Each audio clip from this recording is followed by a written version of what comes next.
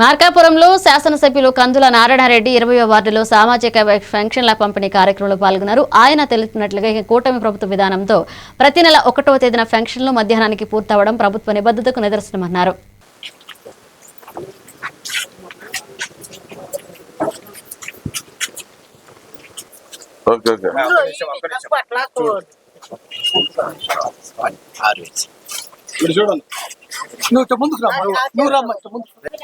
అప్పుడు పెన్షన్ రాపిలేదా?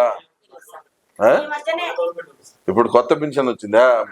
పోనీలే, పాపం మీకు న్యాయం జరిగింది. ఇప్పుడు సంతోషంగా ఉన్నావా? 4000 వస్తుంది సార్. ఇప్పుడు సంతోషంగా ఉన్నావా? అప్పుడు సంతోషంగా ఉన్నావా?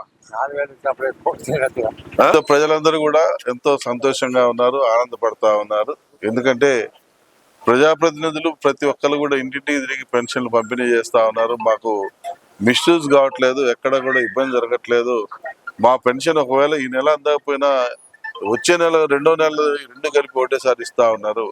కాబట్టి మాకు ఈ ప్రభుత్వం మీద కొండంత నమ్మకం ఉంది, కొండంత మమ్మల్ని ఆదుకుంటారన్నటువంటి నమ్మకం మాకు ప్రజల మీద, ఈ ప్రభుత్వం మీద ఉంది.